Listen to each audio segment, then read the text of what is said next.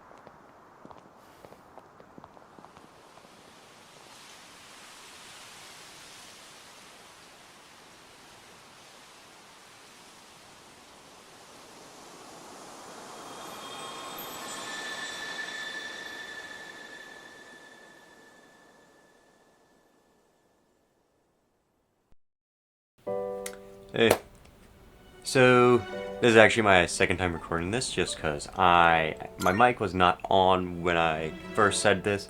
There is no script.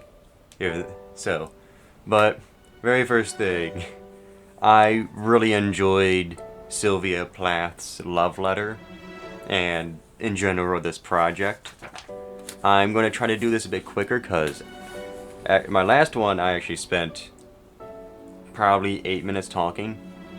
So, sorry that was my phone buzzing. So, one of the very first things that stands out to me in this poem, well, this is where I connect this to my song, is on how Sylvia Plath's love letter was about the acceptance of death, which you see this a lot in many of her poems, but I would say in this poem is a tad bit different based on some other things, like the tone. The tone comparatively to, well, not comparatively because most of the poems have this tone as well, is the calm, peaceful, clarity. This song feels very, well, not song. This poem feels very calm and peaceful. Most of her other poems are somewhat like that, but I would say describe a lot of her other poems as being kind of aggressive as well in nature, with some of them being having harsher words or having her emotions spilled out. Now, I'm going to say some lines that really stood out to me, which will be used a lot. I'm going to silence my phone real quick as well, because that is going to drive me nuts. Excuse me, sorry about that as well. So, one of the themes, what a lot of these lines, or well, even words I should say, excuse me, again, I'm apparently kind of gassy, coincide with is stillness. Excuse me. Oh my god, I am gassy. But, okay, so one of the main themes other than acceptance of death is stillness, and a decent amount of words or lines coincide with the stillness, especially stanza 2, which one thing I noticed about stanza 2 is that it goes between phrases and words of warmth and cold, which the cold is known to be, you know, not still. It's pretty still. It's pretty cold. It's frozen in time. But a lot of things she uses, like the very first 2 lines. That wasn't it. I slept, say, a snake, mashed among black rocks, as a black rock. So, the usage of the word rock symbolizes to me that she is very still. She's kind of frozen in time, either mentally or just that's how she sees herself as, is just frozen in time. Now, then, she also uses, right in the next line, the word winter, in quote, in the white hiatus of winter. Winter is also known as being still and pretty stagnant in, well, life. Which, a lot of these, well, words goes with the stillness, which the stillness could either mean the stillness of her life or the stillness of what happens to your body when you die, because it's kind of trapped in time in a weird way, except for when the natural cycle of life comes and decomposes your body. You're kind of stuck in this period of being nowhere at once. But a lot of these use a lot of literary devices, which I would say this uses some weird ones, but I find, like, the warmth and cold of stanza 2 is an oxymoron. There's 2 opposites, like, but they strangely both coincide with stillness, because whenever there's a warmth, it uses the terms of rocks or stone or, well, basalt. Well, the terms of cold are typically already still things, because the cold is typically a still environment. Now, there's a lot of imagery. Almost every single line is a type of... Almost every line is imagery. Like the first line of stanza 4. Tree and stone glittered, without shadows. For how simple that line is, you can picture that really well. Or on how the first line of stanza 3 is, and I slept on like a bent finger. Which, in my opinion, bent finger, this kind of... When I read that, I thought of the fetal position, in my opinion. Now, she uses a lot of allegories on how she compares herself to all these objects and how these objects are her, and she is this stillness, this thing that is everlasting but will eventually go away, which really corresponds with her acceptance of death, of her being completely calm and feeling quite peaceful in each of these lines. Now, she also uses anthropomorphism and personification by having herself be objects and different creatures, which, well, I mean, the only creature she really is a snake. But that is still technically anthropomorphism. Whatever that word I said earlier was. The act of turning a person into a animal or something like that. But she uses personification as well. Like, my cheeks of basalt. She describes her cheeks as basalt, which is a kind of a weird reversal of a personification. But I still believe it does fall under personification.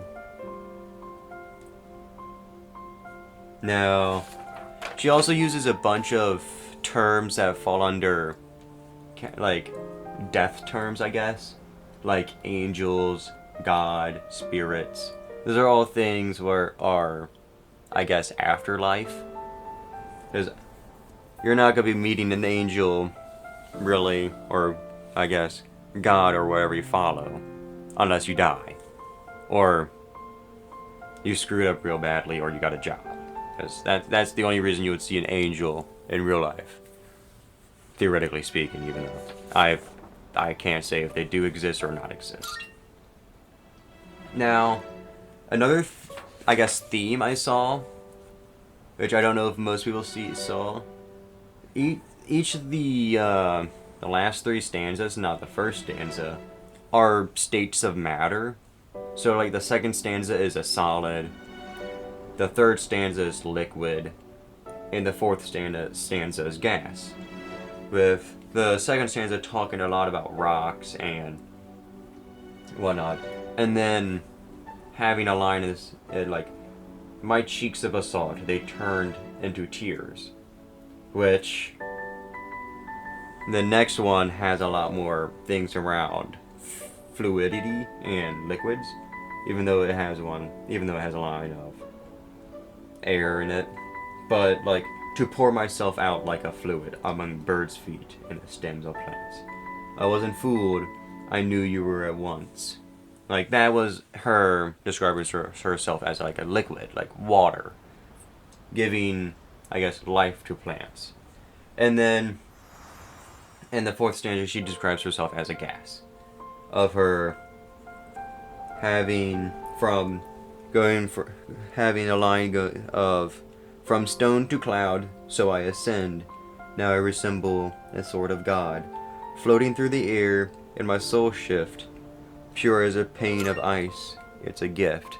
Which, that line also describes, well, a spirit with the soul shift. She is describing herself as a ghost that's ascending, but also as a gaseous figure. Now, the way this connects into the song I chose, which is Kimi no Kioku, from Persona 3 and Persona 3 Reload, which the Reload song is sung by Azumi Takahashi, and the instrumental / lyrics are created by the Persona 3 sound team. Now, this song in general talks about the acceptance of death from a different perspective comparatively, of a character that has lost someone who was very important, but they have completely accepted that their death was going to happen, even if it might not have been in the way others might have wanted it, or how so. Like, the very first stanza in the English translation of it, which might have some errors in it, because translations aren't always fully accurate. When the wind rings high and the light hits your eyes, time for one last ride off to dreamland. Don't you worry, I'll be here. Remember you, dear, your laugh, your smile, all your happiness and tears. Which, dreamland in this is the afterlife, on how the character in the actual game sacrifices themselves to, I guess, save the world. And they have completely accepted their death, and they have accepted that they have lived a happy life. And how the death comes for people no matter the age or condition they live or their status. It is just something that will happen, even if you're not ready for it. And so that the characters of the story accept for the fact that this death will happen no matter what. At the end of every life is death. And so both poems use this theme, both the poem created by Sylvia Plath, Love Letter, and the song Kimi no Kioku uses this theming of death, the acceptance of death, to achieve this calm, this peace, this happiness, I guess, in general, even though both of them can be seen as pretty sad. But in the end, this acceptance of death allows you to become stronger and being able to live with less worry. And so that is my analysis of both Love Letter by Sylvia Plath and Kimi no Kioku, I guess. Even though, comparatively, I analyzed Love Letter way better. But if necessary, I can explain more about Persona 3, which I'll just give a quick rundown. The game is a very long game. It's 100 hours, I would say, for the gameplay, if you were to play it yourself. And the story is really good. Almost every character you interact with, like, who has a story of their own, has to accept death in their own way, even though it might be a bit repetitive in the theming of the game. It is shown in many different ways that makes it good and entertaining. It makes you be able to learn a beautiful lesson, I would say. Now then, I shall wrap this video up. I will have the lyrics of the song of Kimi no Kyoku inside of the description and all my AP citations as well. Excuse me. There will also be a paper copy of everything, so both my annotations of Love Letter and some of my descriptions of it that I wrote down, my annotations, and then the song Kimi no Kyoku on paper, which I did not annotate because I did not need to annotate it. Now, this will be the end. Everything what I did not put in is in the description, so have a good day.